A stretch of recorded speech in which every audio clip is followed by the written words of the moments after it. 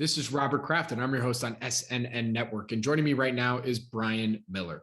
He's the CEO and director of Astra Exploration. It's a publicly traded company. The symbol is ASTR on the TSX Venture, and they will be presenting at our upcoming in-person investor conference, the Planet MicroCap Showcase, happening May 3rd through the 5th, 2022 at Bally's Hotel and Casino in Las Vegas.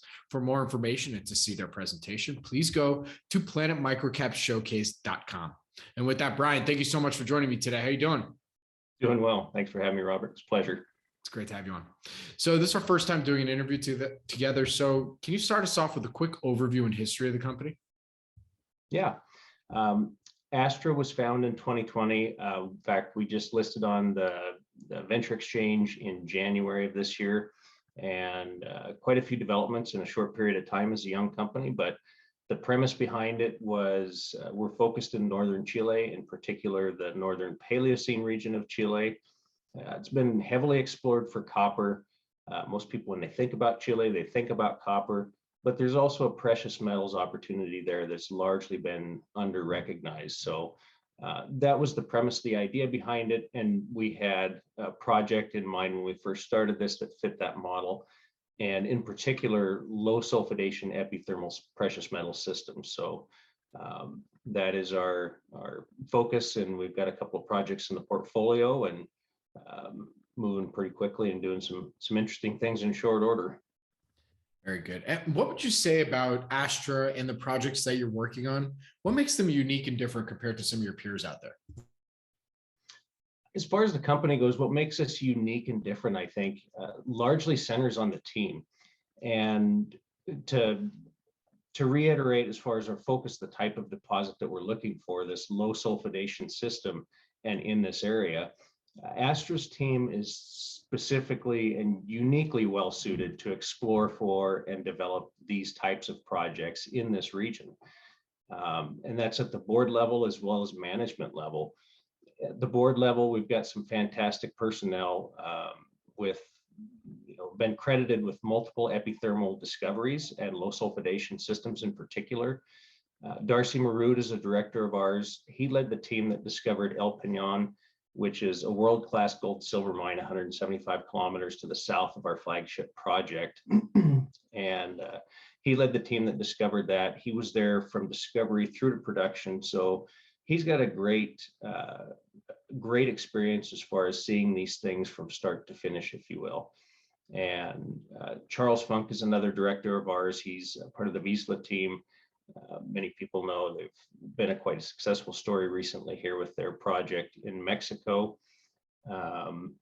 Dave Caulfield, a mentor of mine that I've worked with for several years, is a director, nearly 40 years in the industry, a lot of repeat business with major mining companies and juniors alike.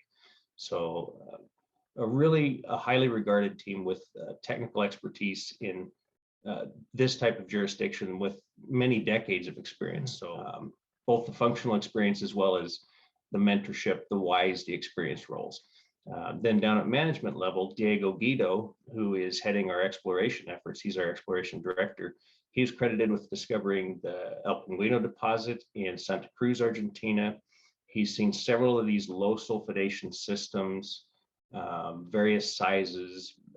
So he's got a really trained eye, especially for these things at an early stage. And so far, the team has been quite pleased with his work, and noteworthy too. A lot of our key personnel have experience in Chile.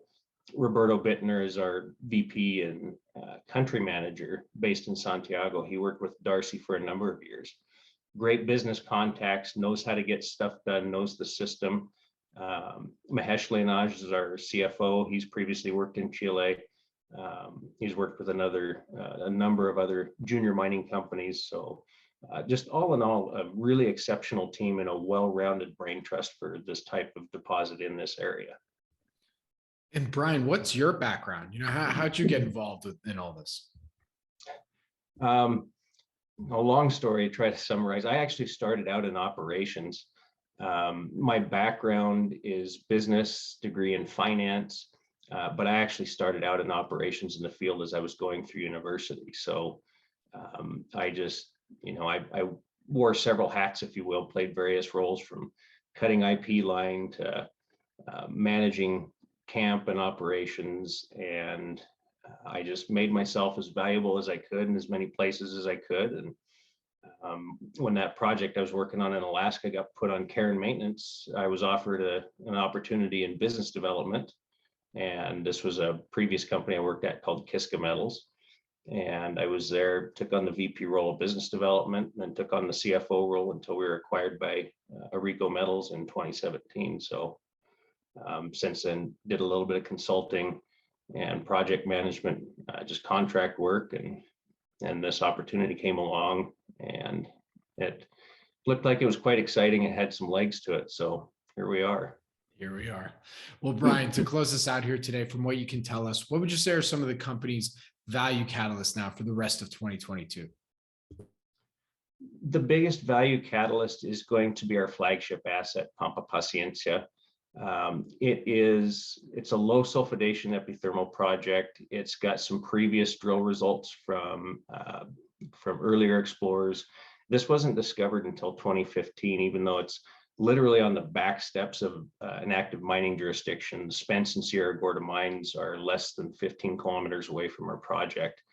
But this epithermal system wasn't discovered until 2015. And it was discovered by a major who was looking for copper at the time. And the gold story was just never adequately followed up. So some really interesting results from that limited exploration. And what we've done since then, all indications continue to point to a large epithermal system just under a very shallow sediment cover, which is why there's nothing to see at surface. So everything that we've done so far points to a large system with potential for high-grade gold and precious metals. So we did just finish up a 3,000-meter drill program last month. We're expecting the assays yet this month to be able to put out the first batch of assays this month. We'll have second batch of assays coming in May. So I would say watch for that, because it's what we've seen so far. It's a sizable system. If we can continue to expand the known structures and demonstrate that there is some higher grade potential there. Very good. Well, then with that, Brian, where can our audience go and find more information on Astra Exploration?